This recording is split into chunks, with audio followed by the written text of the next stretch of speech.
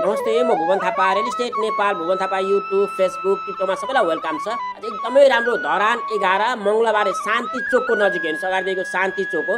शान्ति चोकबाट 100 मिटर सयपत्री मार्ग आउनुभयो भने तपाईँले यो घर देखिहाल्नुहुन्छ, कसैलाई सोधिराख्नै पर्दैन। धरान भानुचोकदेखि यहाँसम्म कसरी आउनु त्यसको बाटो पनि देखाइदिनेछु, भिडियो अन्तिमसम्म हेर्नु होला। पहिले म तपाईँलाई यो घरको सबै कोठाहरू देखाइदिएर यसको सबै डिटेल्सहरू भनिदिनेछु। तपाईँलाई यो घर मन पर्यो भने डाइरेक्ट घर धनलाई नै भेट्न सक्नुहुन्छ, कसैलाई कमिसन दिनु पर्दैन।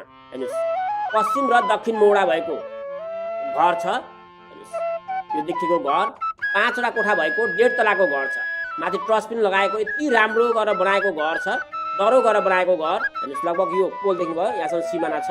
यताबाट पनि बाटो छ शान्ति चोकबाट आउने, त्यो पनि म तपाईँलाई थोरै देखाइदिनेछु। हेर्नुहोस्, अगाडि शान्ति चोक, यो बाटो आउँदा पनि 100 मिटर पनि पर्दैन। हेर्नुहोस्, नजिकै छ शान्ति चोक। शान्ति चोकको नजिकै भएको र मङ्गलबारे चोकको पनि नजिकै सबै कुराको सुविधा भएको ठाउँमा। हेर्नुहोस्, यो गेट देख्नुभयो, यो सिमाना पर्छ पछाडिपट्टिको। 9.5 दूर जग्गा छ, 35 फिट जग्गाको मुख छ र 50 फिट लम्बाइ भएको 9.5 दूर नम्बरी जग्गा बनेको। 20 फिटको बाटो, यो सयपत्री मार्ग हो। यो 20 फिटको बाटो यो जोरसोखा जाने बाटोमा टच भएको, ठुलो बाटोमा टच भएको। हेर्नुहोस्, 9.5 दूर नम्बरी जग्गा बनेको घर जुन बिक्रीमा आएको छ। तल 4वटा कोठा छन् र माथि एउटा कोठा गरेर 5वटा कोठा छ, माथि ट्रस पनि लगाउनु भएको छ। हेर्नुहोस्, यति राम्रो ठाउँमा कम्पाउन्ड वाल गरेको, पार्किङको लागि पनि ठाउँ छ र गार्डन पनि तपाईँले बनाउन सक्नुहुन्छ। हेर्नुहोस्, राम्रो घर छ। धरान 11 मङ्गलबारे शान्ति चोक सयपत्री मार्ग भन्नुभयो भने सयपत्री मार्गबाट 100 मिटर उत्तरतर्फ जोरसोखा जाने बाटोमा तपाईँले घर देखिहाल्नुहुन्छ, कसैलाई सोधिराख्नु पर्दैन। हेर्नुहोस्, यता साइडमा यो तपाईँले गार्डन बनाउन सक्नुहुन्छ। यो साइडमा 5वटा कोठा भएको घर र यतापट्टि साइडमा पार्किङ बनाउन सक्नुहुन्छ। सानो गाडीसम्म पार्क गर्न मिल्छ भन्नुभएको छ। राम्रो घर छ, दह्रो गरेर आफैले बस्न भनेर बनाएको घर। यतापट्टि एउटा बेडरुम, तल 4वटा कोठा छन्, एउटा टोयलेट बाथरुम छ र माथि एउटा किचन छ। चलेको रेटभन्दा सस्तोमा दिएको छु भनेर भन्नुभएको छ। तपाईँले आफैले आएर वरिपरि रेटहरू बुझ्न सक्नुहुन्छ। हेर्नुहोस्, ठुलो छ बेडरुम, लिभिङ रुम। यो लिभिङ रुम हो, बाहिर एक्जिट डोर पनि छ। यता बेडरुम, टोटल 4वटा कोठा छन् तल्लो फ्ल्याटमा।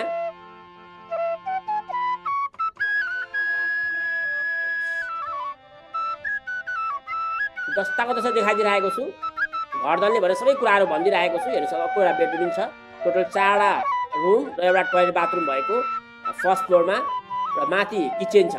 किचन म तपाईँलाई देखाउनु गइरहेको छु। तल टोयलेट बाथरुम छ, यतापट्टि त्यो ड्रेन लगाएको छ भने त्यहाँसम्म सिमाना पुग्छ। 35 फिट मुख र 50 फिट लम्बाइ भएको 9.5 दूर जग्गा।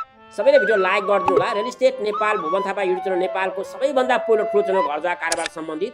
दिनको एउटा घर घडी एभरेजमा बिक्री भइरहेको छ। तपाईँले घर घडी खेतमा बेच्नु छ भने भिडियोको लागि कल गर्न सक्नुहुन्छ। हेर्नुहोस्, सबै टाइल लगाएर यति राम्रो गरेर बनाउनु भएको छ। माथि ट्रस लगाएर एकदमै दह्रो गरेर बनाउनु भएको छ। माथि किचन पनि छ। हेर्नुहोस्, यो शान्ति चोकको अगाडि देखेको शान्ति, यो बाटो आउनुभयो भने 100 मिटर पनि पर्दैन। हेर्नुहोस्, शान्ति चोक त्यही हो। शान्ति चोकबाट थोरै उत्तर आउनु भने तपाईँले यो घर देखिहाल्नुहुन्छ। सयपत्री मार्गबाट आउँदाखेरि चाहिँ 100 मिटर डिस्टेन्स पर्छ।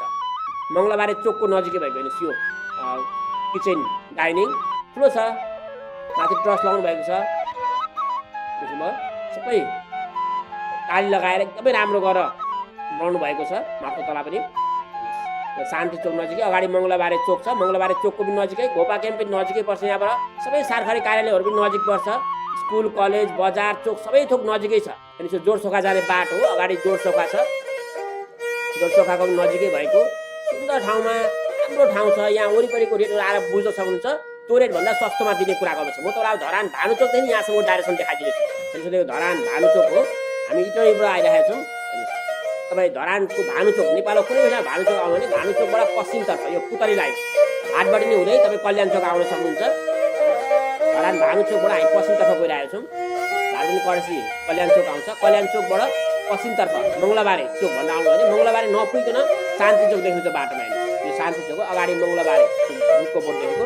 शान्ति चोकबाट यो सृजना चोक जाने बाटो थोरै अगाडि आउनुभयो भने सयपत्री मार्ग यता उत्तरपट्टि गएको बाटो। यो बाटो 100 मिटर गएपछि घर पुगिहाल्नुहुन्छ, कसैलाई सोधिराख्नु पर्दैन। तपाईँले आफैले आएर यो घर हेर्न सक्नुहुन्छ। धरान 11 मङ्गलबारे शान्ति चोक सयपत्री मार्ग 100 मिटर उत्तरतर्फ आउनुभयो भने तपाईँले पूर्वपट्टि गएको टाइल लागेको बाटोमै टच भएको घर छ। हेर्नुहोस्, कसैलाई सोधिराख्नै पर्दैन। तपाईँले यो भिडियोहरू पनि तपाईँले आफैले आएर यो घर हेर्न सक्नुहुन्छ।